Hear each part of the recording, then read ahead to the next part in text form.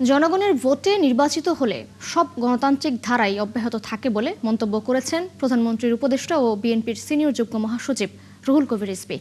সকালে নয়াপল্টনে দলের কেন্দ্রীয় কার্যালয়ে সংরক্ষিত নারী আসনের মনোনয়ন ফর্ম কেনা ও জমার কার্যক্রমে একথা বলেন তিনি।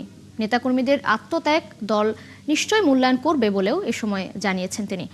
সকাল 10টা থেকে দ্বিতীয় দিনের মতো চলছে ত্রয়োদশ সংসদের সংরক্ষিত নারী আসনের মনোনয়ন ফর্ম কেনা ও জমার কার্যক্রম।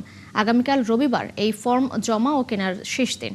মনোনয়ন প্রত্যাশীরা আশা করছেন বিগত প্রায় দেড় যুগের গ্রেপ্তার, নির্যাতন ও আন্দোলনের ভূমিকা মাথায় রেখে নারী সংসদ সদস্যদের মনোনীত করা হবে।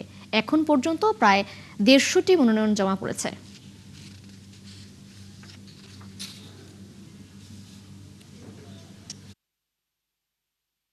যারা অত্যন্ত সক্রিয় ছিলেন রাজপথে, তাদের উপর চলেছে বর্বরচিত অত্যাচার, নিপীড়ন, নির্যাতন। দলের আন্দোলন সংগ্রামে যাদের ভূমিকা রয়েছে এবং যাদের দক্ষতা রয়েছে পার্লামেন্টে কথা বলার অত্যন্ত যুক্তি সহকারে, এবং সমাজে যাদের অত্যন্ত সুনাম আছে, তাদেরকেই নিশ্চয়ই দল বাছাই করবে বলে আমার দৃঢ় বিশ্বাস।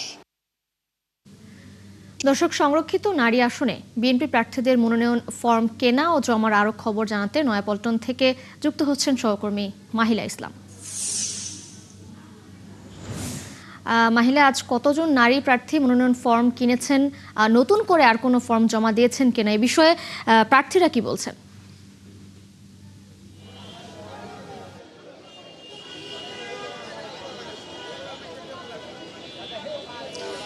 তৃষা, আপনাকে ধন্যবাদ। যেমনটি বলছিলেন, নয়াপল্টনে কেন্দ্রীয় কার্যালয়ে গতকাল থেকেই মনোনয়ন ফর্ম কেনার এবং জমা দেওয়ার উদ্বোধন শুরু হয় এবং তারপর থেকে খুব অল্প সময়ের জন্যই এই মনোনয়ন ফর্ম কেনার কার্যক্রম চালু করা হয়।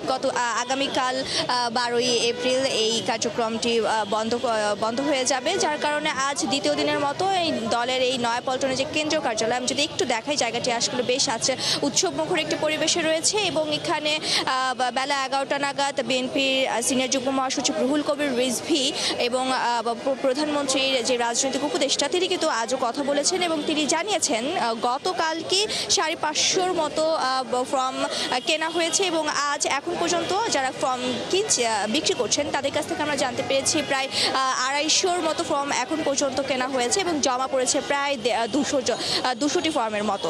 এবং আমি যদি এখানে একটু কথা বলি দুই একজন মনোনয়ন প্রত্যাশীর সাথে যারা ফর্ম কিনেছেন, এরকম একজনের সাথে আমরা একটু কথা বললাম।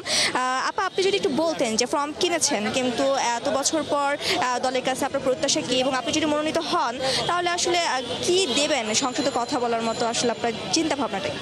ধন্যবাদ আপনাকে। আমি ফেনীর মেয়ে, ফেনী জেলা মহিলা দলের সাংগঠনিক সম্পাদক। আমার নাম নূর তানজিলা রহমান। আমি যেটা ভাবি, এখন নতুন বাংলাদেশ গড়ার জন্য শুধু সংসদে গেলেই হবে না, কার্যকরী ভূমিকা রাখতে হবে। যুক্তি তর্কের মাধ্যমে আমাদের প্রধানমন্ত্রী কি চাচ্ছেন, ওনার ম্যান্ডেটগুলোকে বুঝতে হবে, বুঝে সে অনুযায়ী যুগের সাথে তাল মিলিয়ে যুগোপযোগী ভূমিকা রাখার জন্য ভূমিকা রাখতে হবে, সেটা আমি ভাবি। আর অবশ্যই এখন যে জেনজি যেভাবে ভাবছে, এই ভাবনাগুলোকে অবশ্যই সম্মান করতে হবে। আর যেমনটি বলছিলেন মার্জিয়া, শুধু সংসদে কথা বলা নয় বা ত্যাগ নয়, দলে যারা ফর্ম কিনছেন তারাও আসলে ওইটাই প্রত্যাশা করছেন যে তাকেই নির্বাচিত করা হোক, যিনি সংসদে যে দেশের জন্য এবং এলাকার জন্য যে কথাগুলো রয়েছে সেগুলো বলতে পারবেন এবং বাস্তবায়নের ভূমিকা রাখতে পারবে। তো এখন পর্যন্ত এইখানে ফর্ম কেনা বেশ জাঁকজমকপূর্ণভাবেই হচ্ছে এবং প্রায় 300টি ফর্মের মতো কেনা হয়েছে বলে আমরা জানতে পেরেছি। বেলা গড়ার সাথে সাথে হয়তো মাহিলা ইসলাম, আপনি আছেন সেখানে, খোঁজখবর রাখতে থাকুন। ধন্যবাদ যুক্ত হবার জন্য। দর্শক, নয়াপল্টন থেকে যুক্ত ছিলেন আমাদের সহকর্মী মাহিলা ইসলাম।